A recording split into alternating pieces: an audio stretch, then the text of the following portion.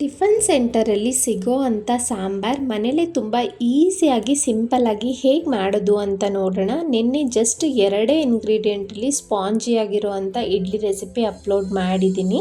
ಅದಕ್ಕೆ ಕಾಂಬಿನೇಷನ್ ಆಗಿ ಈ ಸಾಂಬಾರ್ ಮಾಡಿದ್ದೆ. ಹೇಗೆ ಮಾಡೋದು ಅಂತ ತಡ ಮಾಡಿದೆ, ಶುರು ಮಾಡೋಣ.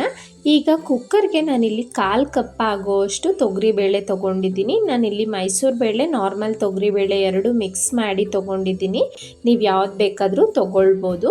1-2 ಸಲ ಚೆನ್ನಾಗಿ ವಾಶ್ ಮಾಡಿಬಿಟ್ಟು ಇಲ್ಲಿ ಕುಕ್ಕರ್ಗೆ ಹಾಕ್ಕೊಂಡಿದ್ದೀನಿ. ನಂತರ ಒಂದು ಮೀಡಿಯಮ್ ಸೈಜ್ ಈರುಳ್ಳಿನ ಕಟ್ ಮಾಡಿ ಹಾಕಿದ್ದೀನಿ. ಹಣ್ಣಾಗಿರೋ ಅಂಥ 2 ಟೊಮೆಟೊನ ಕಟ್ ಮಾಡಿ ಸೇರಿಸ್ತಾ ಇದ್ದೀನಿ. ಈಗ ಇದಕ್ಕೆ ಖಾರಕ್ಕೆ ತಕ್ಕಂತೆ ಮೆಣಸಿನ್ಕಾಯಿ, ನೀವು ಹಸಿ ಮೆಣಸಿನ್ಕಾಯಿ ಬೇಕಾದರೂ ಹಾಕೋಬೋದು. ನಾನಿವತ್ತು ಒಣಮೆಣಸಿನ್ಕಾಯಿ 4 ಹಾಕಿದ್ದೀನಿ.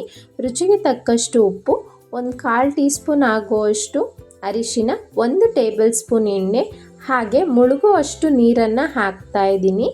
ಈಗ ಕುಕ್ಕರ್ ಲಿಡ್ ಕ್ಲೋಸ್ ಮಾಡಿ 3 ವಿಸಿಲ್ ಬರೆಸ್ಕೊಳ್ಳೋಣ. ಟೊಮೆಟೊ ಬೇಳೆ ಎಲ್ಲವೂ ನಮಗೆ ಸಾಫ್ಟಾಗಿ ಬೇಯಬೇಕು. ಈಗ ವಿಸಿಲ್ ಬರೋ ಅಷ್ಟರಲ್ಲಿ ನಾನು ಈ ಕಡೆ ಪ್ಯಾನ್ಗೆ 1/2 ಟೀ ಸ್ಪೂನ್ ಮೆಂತ್ಯ ಕಾಳು, 1/2 ಟೀ ಸ್ಪೂನ್ ಜೀರಿಗೆ ಹಾಕ್ಕೊಂಡು ಈ ರೀತಿ ಬಿಸಿ ಮಾಡ್ಕೊಂಡಿದ್ದೀನಿ. ಇದು ಕುಟ್ಟಿ ಪುಡಿ ಮಾಡಿ ಸೈಡ್ಗೆ ಇಟ್ಕೊಳ್ಳಿ. 3 ವಿಸಿಲ್ ಬಂದ ನಂತರ ನಾನು ಕುಕ್ಕರ್ ಓಪನ್ ಮಾಡಿದ್ದೀನಿ. ನೋಡಿ, ಬೇಳೆ ಎಲ್ಲ ಚೆನ್ನಾಗಿ ಬೆಂದಿದೆ, ಟೊಮೆಟೊ ಸಹ ಸಾಫ್ಟಾಗಿ ಆಗಿದೆ. ಈಗ ಟೊಮೆಟೊ ಬೇಳೆ ಎಲ್ಲವನ್ನು ನಾವು ಮಿಕ್ಸಿ ಜಾರ್ಗೆ ಹಾಕ್ಕೊಳ್ಬೇಕು.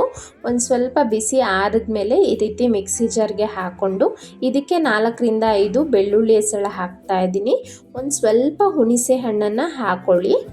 ಇದನ್ನು ಚೆನ್ನಾಗಿ ನುಣ್ಣಗೆ ಗ್ರೈಂಡ್ ಮಾಡ್ಕೋಬೇಕು. ಈಗ ಪ್ಯಾನ್ಗೆ 2ರಿಂದ 3 ಟೇಬಲ್ ಸ್ಪೂನ್ ಎಣ್ಣೆ ಹಾಕ್ಕೊಳ್ತಾ ಇದ್ದೀನಿ. ಎಣ್ಣೆ ಒಂಚೂರು ಬಿಸಿ ಆಗ್ತಿದ್ದಂತೆ 1/2 ಟೀ ಸ್ಪೂನ್ ಸಾಸಿವೆ, ಒಂದು ಸ್ವಲ್ಪ ಜೀರಿಗೆ, ಒಂದು 10-15 ಕಾಳಾಗುವಷ್ಟು ಮೆಂತ್ಯ ಕಾಳನ್ನು ಹಾಕ್ಕೊಂಡಿದ್ದೀನಿ.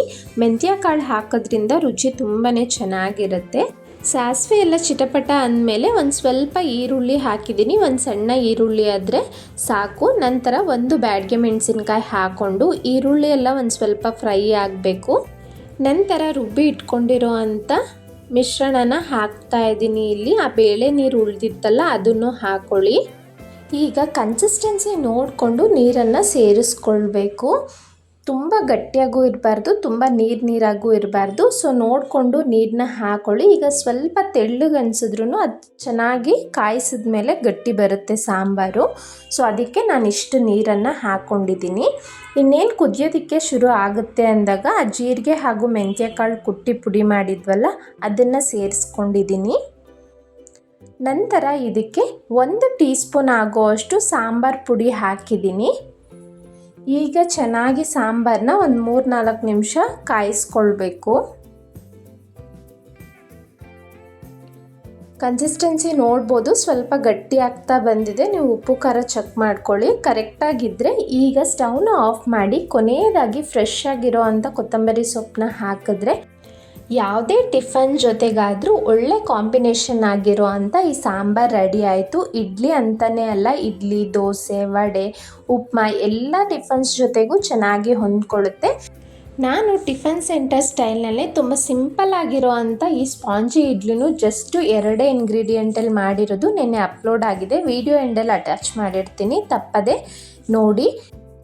ಈ ರೀತಿ ಇಡ್ಲಿ ಇಟ್ಟು ಜಾಸ್ತಿ ಸಾಂಬಾರನ್ನ ಹಾಕ್ಕೊಂಡು ಡಿಪ್ ಮಾಡಿಕೊಂಡು ಟೇಸ್ಟ್ ಮಾಡಿದ್ರೆ ಯಾವ ಹೋಟೆಲ್ಗಿಂತನೂ ಕಡಿಮೆ ಇರೋದಿಲ್ಲ. Super idli and sambar ready ಆಗಿಬಿಡುತ್ತೆ. ಯಾರೆಲ್ಲ ಸಬ್ಸ್ಕ್ರೈಬ್ ಆಗಿಲ್ಲ ಪ್ಲೀಸ್ ಸಬ್ಸ್ಕ್ರೈಬ್ ಮಾಡಿ. ಹಾಗೆ ವಿಡಿಯೋ ಇಷ್ಟ ಆಗಿದ್ದರೆ ಲೈಕ್ ಮಾಡಿ, ನಿಮ್ಮ ಫ್ಯಾಮಿಲಿ ಫ್ರೆಂಡ್ಸ್ಗೆ ಶೇರ್ ಮಾಡಿ. ಇದೇ ರೀತಿ ಹಲವಾರು ಇನ್ಸ್ಟೆಂಟ್ ಆ್ಯಂಡ್ ಈಸಿ ರೆಸಿಪೀಸ್ ನನ್ನ ಚಾನಲ್ನಲ್ಲಿದೆ, ನೀವು ಹೋಗಿ ಚೆಕ್ ಮಾಡ್ಬೋದು ಇಂಟ್ರೆಸ್ಟ್ ಇದ್ದರೆ. Thank you so much for watching.